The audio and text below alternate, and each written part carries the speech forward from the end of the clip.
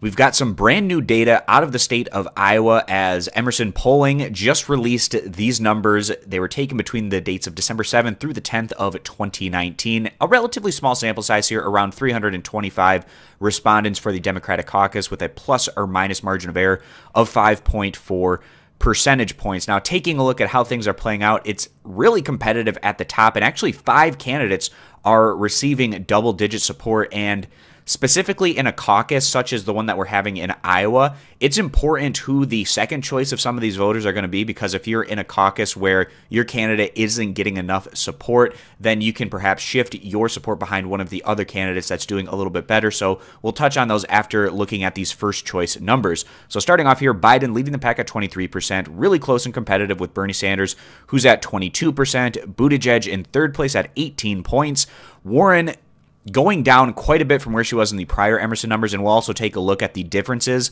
that the candidates are seeing in these updated numbers compared to where they were, the biggest gainers being Sanders, as well as Klobuchar, who jumps up here to 10% of support. We'll have to see if this is an outlier or not for Amy Klobuchar, because in the prior Emerson poll in Iowa, she was at just 1%, so quite a jump for her. Now, specifically for Klobuchar, if she doesn't do well in Iowa, it means her campaign is essentially over, because she is the senator from the neighboring state of Minnesota, and this is specifically the type of area in voters that she should be having success with if she's going to go on and be competitive in this process. So doing quite a bit better in this one for herself at 10%, and then you have Cory Booker at 4%, Tom Steyer at 3%, Bloomberg at 2%, along with Yang and Gabbard, and all of the other options are registering 0 percentage points.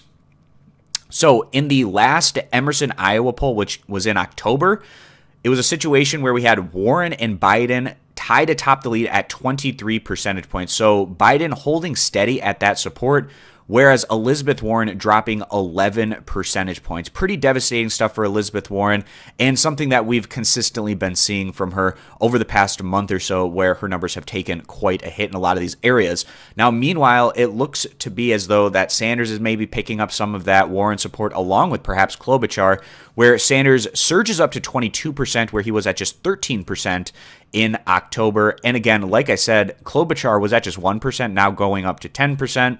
And Buttigieg, he slightly gained, but right around the same numbers from where he was in October at 16%. In this one, he's bringing in 18 percentage points. And again, we're seeing that generational divide where voters under the age of 50, Sanders leads at 32%, followed by Warren, who's at 16 with that group, Buttigieg at 13, Biden at 11, and Klobuchar at 8. While those voters who were 50 and older, this is where Biden leads at 36, Buttigieg next at 23, Klobuchar at 13, Sanders at 11, and Warren at 8. So then also something that's really important in the Iowa caucuses is potentially who your second choice is, and specifically among the candidates that are in the lower tier or having the hardest time really gaining in these polls. So their supporters are more likely to have to go behind some of these other options. And with those particular individuals, their number one second choice is Buttigieg at 29 points, and then Sanders at 18, Klobuchar at 17, Warren at 12, and Biden at just 7%. So perhaps Buttigieg and Sanders getting the most help from those particular voters. Now we see with the other candidates, just running through here, we have Biden, actually really close second choice between Sanders, Buttigieg, as well as Warren, where with Sanders supporters, it's 42% of them have a second choice of Warren. With Buttigieg supporters, kind of similar to Biden, where their second choice is split up relatively similarly between Biden, Sanders, and Warren. With Elizabeth Warren, if she continues to fall off, like we're seeing her specifically in this Iowa poll, that could perhaps be a game changer for Bernie, where Warren's second choice has Sanders at 51%, far and above the rest of the candidates here, where you have Buttigieg at 19 and then Biden at just 5% among those Warren's second choice, and Klobuchar at 4%. Now, to wrap up this, there's some other interesting data throughout this particular poll, but I want to wrap things up taking a look at the head-to-head matchups between some of these upper-tier Democratic hopefuls and Donald Trump. So we take a look here. So President Trump, he actually leads all of his Democratic opponents head-to-head in this month's Iowa poll. That was different in last month's, where actually Bernie Sanders was the only one that had a head-to-head lead against Trump, whereas Warren and Biden were each losing to him by 2 points. But actually in this one, maybe somewhat surprisingly, Pete Buttigieg actually doing the best in the head-to-head, where he's losing to Trump by just 1 percentage point, 46 to 45.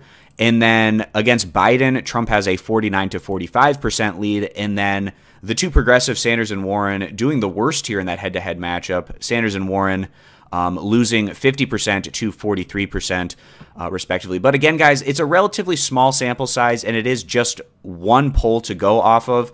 But still, nonetheless, it is some interesting data to take a look at, especially just when we're taking a look at that Democratic caucus field where it is pretty competitive here at the top between Biden, Sanders, and Buttigieg, and then also Warren and Klobuchar breaking double digits and within the realm of perhaps being in a position where they can also be competitive. Iowa is still wide open. It's really anyone's game among these upper tier candidates. We still have a little less than 2 months before we actually reach the Iowa caucuses, so perhaps things can change between now and then, like we have seen some shifting around in recent months. Really looking forward to seeing how the whole process plays out. I appreciate you guys stopping by. Consider subscribing to my YouTube channel for more poll coverage in the future, and I hope to see you guys back here for my next video.